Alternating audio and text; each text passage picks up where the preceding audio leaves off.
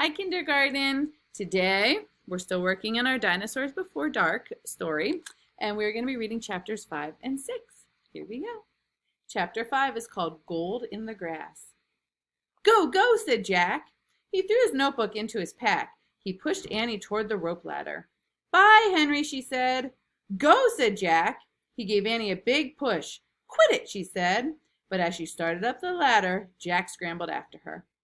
They fumbled into the treehouse. They were panting and looked out the window at the dinosaur. He was standing on a hilltop, eating flowers off a tree. Oh man, whispered Jack, we are in a long time ago. The dinosaur looked like a huge rhinoceros, only he had 3 horns instead of 1. 2 long ones above his eyes and 1 on his nose. He had a big shield-like thing behind his head. What kind of dinosaur do you think it is? Yep, Triceratops, said Jack. Does he eat people? Whispered Annie. I'll look it up. Jack grabbed the dinosaur book. He flipped through the pages. There, he said. He pointed to a picture of a Triceratops. He read the caption. The caption is the little writing underneath what the picture is in the book. The Triceratops lived in the late Cretaceous period. This plant-eating dinosaur weighed over 12,000 pounds. Jack slammed the book shut. Just plants, no meat. Let's go see him, said Annie. Are you nuts, said Jack. Don't you want to take notes about him, asked Annie. We're probably the first people in the whole world to ever see a real live Triceratops. Jack sighed. She was right. Let's go, he said.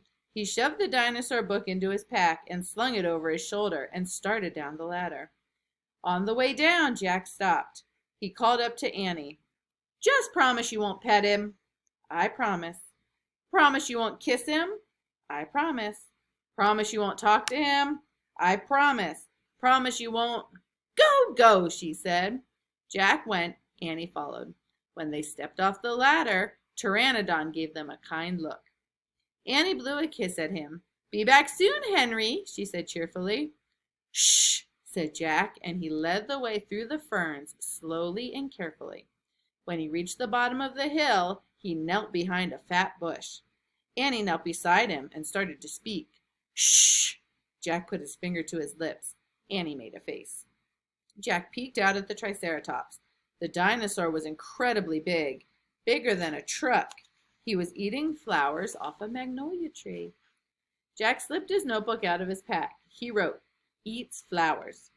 Annie nudged him. Jack ignored her. He studied the Triceratops again. He wrote, Eats slowly. Annie nudged him hard. Jack looked at her. Annie pointed to herself. She walked her fingers through the air and she pointed to the dinosaur. She smiled. Was she teasing? She waved at Jack. Jack grabbed her. She laughed and jumped away. She fell into the grass in full view of the Triceratops. Get back, whispered Jack. Too late. The big dinosaur had spotted Annie. He gazed down at her from the hilltop. Half a magnolia flower was sticking out of his mouth.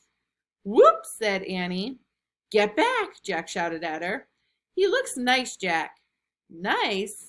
Watch out for his horns, Annie. No, he's nice, Jack. Nice? But the Triceratops just gazed calmly down at Annie. Then he turned and lopped away, down the side of the hill. Bye, said Annie. She turned back to Jack. See? Jack grunted, but he wrote in his notebook the word nice. There's a picture. Jack and Annie and the Triceratops walking away. Look in Jack's hand. I wonder what that might be. Come on, let's look around some more, said Annie. As Jack started after Annie, he saw something glittering in the tall grass. He reached out and picked it up. A medallion. A gold medallion. A letter was engraved on the medallion. A fancy M. Oh man, someone came here before us, Jack said softly. That's the end of chapter 5. Chapter 6 is called Dinosaur Valley. Annie, look at this, Jack called. Look at what I found. Annie had gone up to the hilltop. She was busy picking flowers from the magnolia tree. Annie, look, a medallion. But Annie wasn't paying attention to Jack. She was staring at something on the other side of the hill. Oh, wow, she said. Annie! Clutching her magnolia flowers, she took off down the hill. Annie, come back, Jack shouted, but Annie had disappeared. I'm gonna kill her, Jack muttered. He stuffed the gold medallion into his jeans pocket. Then he heard Annie shriek. Annie? Jack heard another sound as well, a deep bellowing sound like a tuba. Jack, come here, called Annie. Annie! Jack grabbed his backpack and raced up the hill. When he got to the top, he gasped. The valley below was filled with nests. Big nests made out of mud. And in the nests were tiny dinosaurs. Jack on the hill. See the little dinosaurs in the nest?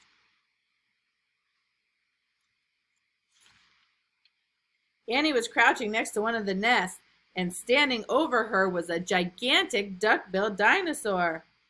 Don't panic, don't move, said Jack. He stepped slowly down the hill towards Annie. The huge dinosaur was towering above Annie, waving her arms, making her tuba sound. Jack stopped. He didn't want to get too close. He knelt on the ground. Okay, move towards me slowly, he said. Annie started to stand up. No, don't stand. Crawl, said Jack. Clutching her flowers, Annie crawled toward Jack. The duck-billed dinosaur followed her, still bellowing. Annie froze. Keep going, Jack said softly. Annie started crawling again. Jack inched farther down the hill until he was just an arm's distance away from Annie. He reached out and grabbed her hand. He pulled Annie toward him. Stay down, he said. He crouched next to her. Bow your head. Pretend to chew. Chew? Yes, I read that's what you do if a mean dog comes at you. She's not a dog, Jack, said Annie. Just chew, said Jack. Jack and Annie both bowed their heads and pretended to chew. Soon the dinosaur grew quiet. Jack raised his head. I don't think she's mad anymore, he said. Thanks, Jack, for saving me, said Annie. You have to use your brain, said Jack. You can't just go running into a nest of babies. There's always a mother nearby. Annie stood up. Annie! Too late. Annie held out her magnolia flower to the dinosaur. I'm sorry I made you worry about your baby, she said. The dinosaur moved closer to Annie. She grabbed the flower from her. She reached for another. No more, said Annie. The dinosaur let out a sad tuba sound. But there are more flowers up there, Annie said. She pointed to the top of the hill. I'll get you some. Annie hurried up the hill. The dinosaur waddled after her. Jack quickly examined the babies. Some were crawling out of their nests. Where are the other mothers? Jack took out the dinosaur book. He flipped through the pages. He found the picture of a duck-billed dinosaur. He read the caption below. The Dinosaurs lived in colonies. Well, a few mothers babysat the nests. Others hunted for food. So there must be more mothers close by. Hey, Jack, Annie called. Jack looked up. Annie was at the top of the hill, feeding magnolia flowers to the giant Antosaurus. She's nice too, Jack, Annie said. But suddenly, the Antosaurus made a terrible tuba sound. Annie crouched down and started to chew. The dinosaur barged down the hill. She seemed afraid of something. Jack put the book down on top of his pack and hurried up to Annie. There's the dinosaur running away. I wonder what has her scared. What do you think? I wonder why she ran away, said Annie. We were just starting to be friends. Jack looked around. What he saw in the distance made him almost throw up. An enormous, ugly monster was coming across the plain. He was walking on two big legs and swinging a long, thick tail and dangling two tiny arms. He had a huge head, and his jaws were wide open.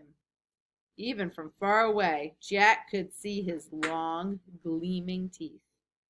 Tyrannosaurus Rex, Jack whispered. And that is the end. Next time we will read chapter 7, which is called Ready, Set, Go, and chapter 8. Okay? Chapter 8 is called A Giant Shadow. See you soon. Bye-bye.